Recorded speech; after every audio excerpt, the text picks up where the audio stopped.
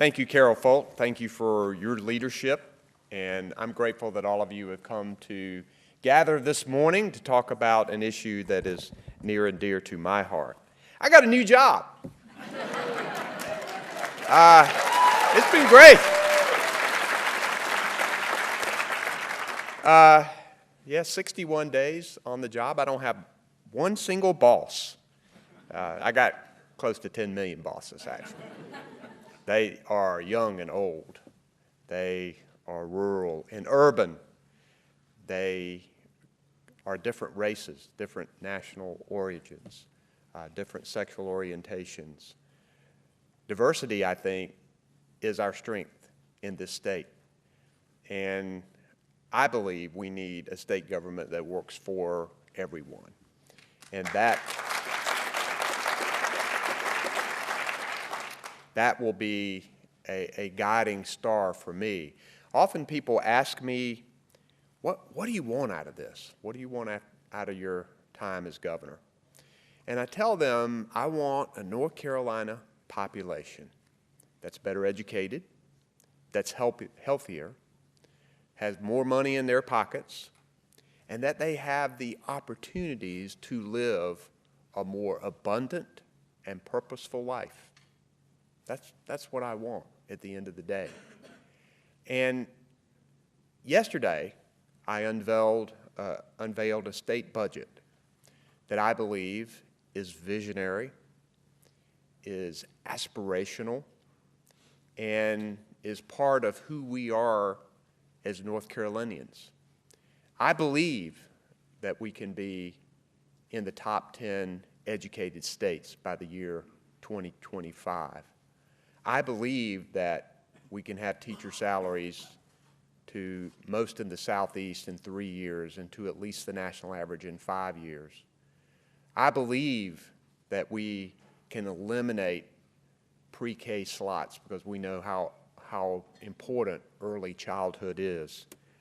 I believe that we can invest in clean air and water and build up our Clean Water Trust Fund and make sure that people at our Department of Environmental Quality are well trained to protect our air and water, but to get the job done quickly. I think a lot of you know my background growing up in rural eastern North Carolina. My mom was a public school teacher. I'm the product of the public schools all the way from first grade through law school. My 3 kids are products of public schools. Chancellor, I love in-state tuition. Thank you very much. It's just an incredible thing. And it is part of who we have been as North Carolinians, trying to make education affordable and the best it can be. My dad was a green dad. I've never used that term for him, but as I think about it here, we used to take walks on our farm, in the woods. My dad would point out how critical it was for all of us to make sure that our rivers were clean, our groundwater was pure, that our air was clean, and he would point to things. And I always remember that as I look at policies that we're going to enact to look out for the future. This budget, I hope you'll look at it, called Common Ground Solutions for North Carolina, will do a lot of what you are talking about today. It invests in our universities because we know how critical our universities are to what you are doing. There's a provision called NC Invents where it provides money for the university to use funds, capital, for innovative ideas and helping the universities get those ideas to market in a quicker way. It encourages innovation and encourages the UNC Research Opportunity Institute, making sure that we are investing in it. And when you think about North Carolina and our visionary leaders of the past, you think about the Research Triangle Park. I'm proud of my state and the brand my state has across this country. Obviously, we have something that we got to take care of in order to polish up that brand and remove that stain. But when you think about the Research Triangle Park, the forefront of folding environmental sustainability into our business practices, we're figuring out how to take everyday issues like morning commutes and utility usage at the office and make them more efficient, not only for a good environment and for ourselves, but for business as well. And I am pleased that leaders at the Research Triangle Park business companies have collaborated with universities, nonprofit organizations, and government agencies on sustainability. Public-private partnerships like the Research Triangle Clean Tech Cluster have formed. Right here in North Carolina, businesses also are advancing clean technologies. From 2002 to 2015, 39 clean energy patents were issued to RTP companies or inventors. And since 2009, clean tech projects have created more than 10,000 jobs here. And other areas are taking notice. The RTP has the highest concentration of clean tech employees in the country, ahead of even faster growing cities like Austin and Denver and San Diego. And we have to keep moving in that direction. North Carolina's net job growth versus pre-recession peak is still lagging behind our neighbors. Many of our rural areas and our smaller cities still haven't recovered from lost jobs during the Great Recession. Now is the time for innovation. Now is the time for entrepreneurship. It will help us grow a more robust economy. I'm going to be going after that advanced manufacturer and trying to fill these mega sites. I'm going to be encouraging the companies here to expand. I'm going to be pushing to help small business. But I know a critical component of economic growth is innovation and entrepreneurship. And I know that these innovators and inventors often choose where they want to live before they start their business.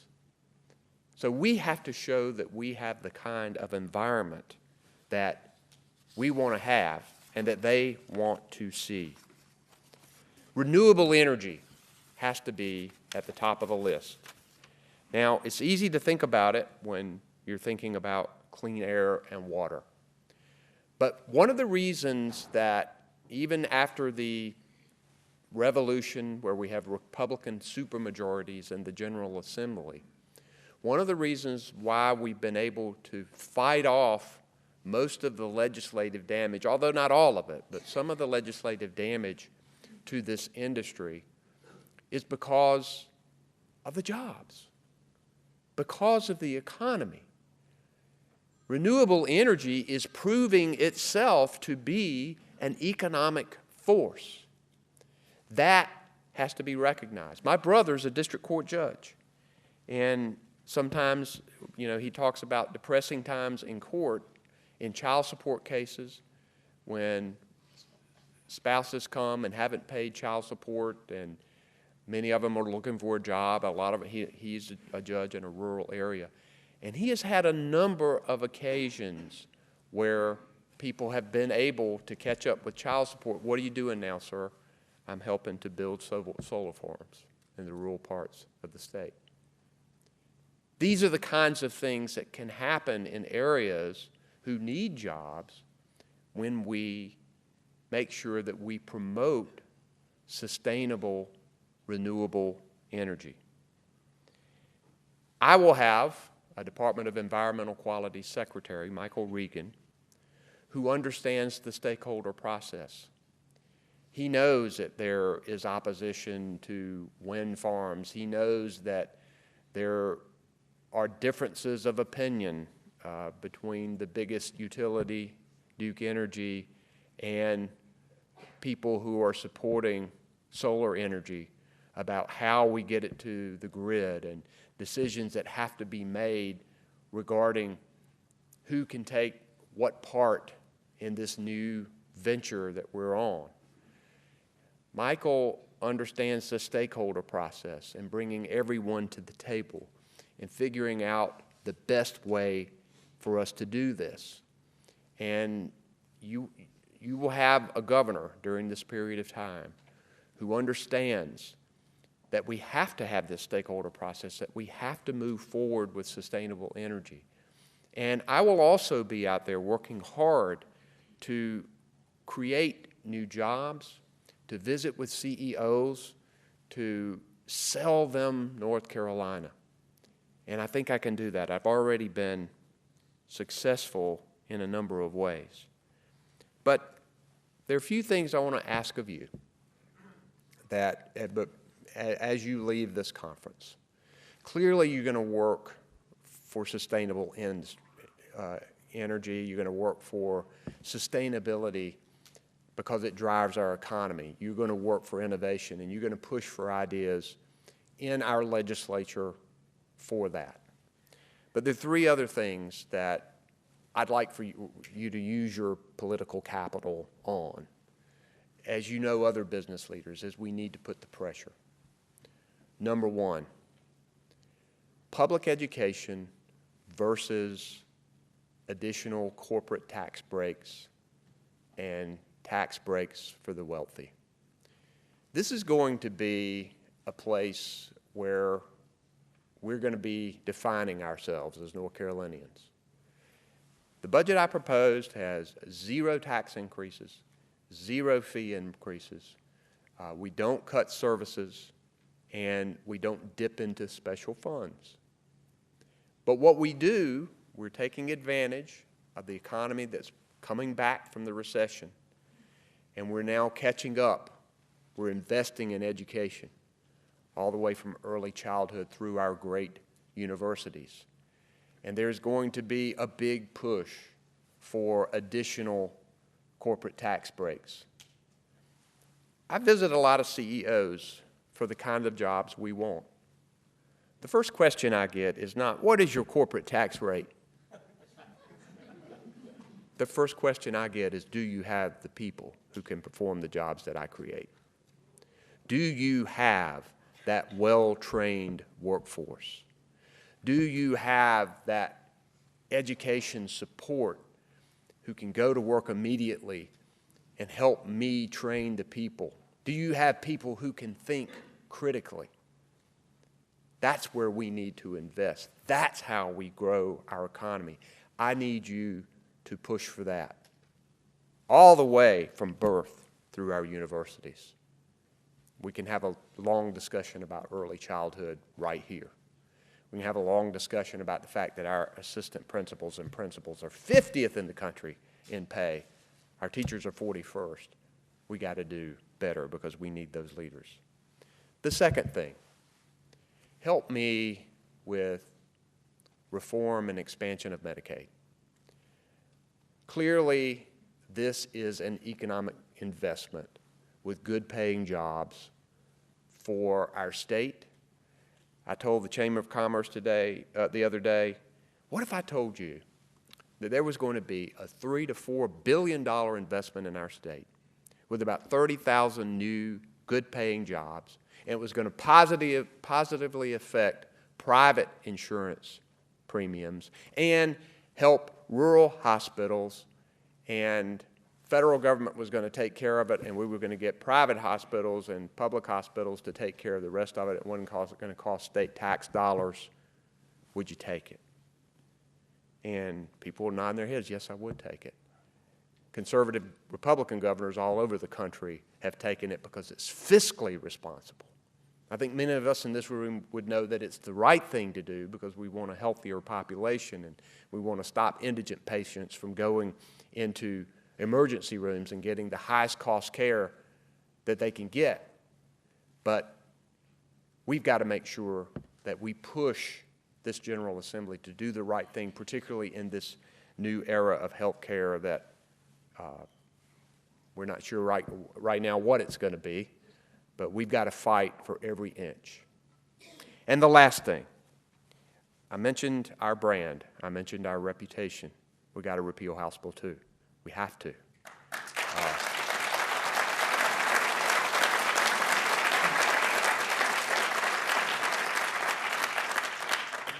We know that it's cost us thousands of jobs, hundreds of millions of dollars. Many of us know that it is wrong in and of itself. We have to do it. I'm willing to compromise. I don't want to, but I'm willing to get it on the floor. We really only need 18 out of the 74 Republican House members to clean repeal. Put it on the floor, Democrats will vote for it. 18 Republican House members, we can get it done. I believe those votes are there.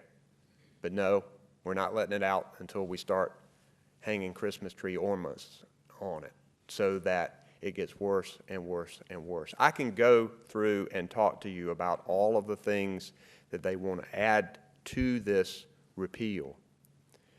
What we have to do is to bring them back to the negotiating table. We have to keep working. We have to find a way for us to repeal House Bill 2 and not replace it with something that won't work. I've said my criteria for a solution is to put us on the road to eliminating discrimination and something that works, something that removes the stain, something that brings the jobs and the sports back. I will keep working every single day, just as I have since I got elected on this issue. I know that I've had a number of high-profile disagreements with the Republican leadership in the House and Senate, and we will continue to have high-profile disagreements because I believe that I'm going to stand on my principles. I'm going to look long-term and push us on some of these issues that we need to be pushed on in order to move North Carolina in the direction that it needs to go. But at the same time, I'm able to compartmentalize those and continue to talk to the Republican leaders and to find common ground. We've never been as divided politically as we are right now. And people are hungry for leaders who will roll up their sleeves and say, okay, I know about all of the rhetoric and the bombs that have been thrown back and forth, but we can sit down at this table and we can roll up our sleeves and we can ask the question, where do we agree? And there are going to be areas of agreements between Republicans and me. Job recruitment, economic development, and many of them sustainable, renewable energy. And I'm going to work, and I'm going to fight those fights, but then be able to smile and say, okay, I know we're fighting about that, but let's figure out a way through this maze of issues where we can find agreement.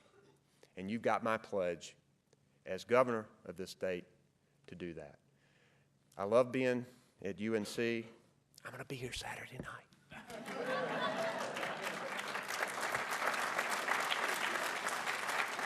I will say that my campaign is one thing that brought Duke and UNC together. I will admit, Chancellor, that on the floor of Cameron Indoor Stadium, the last game that I'd like to forget that we played, I was high-fiving Duke students and that kind of thing. So I think a lot of them want to move our state forward too.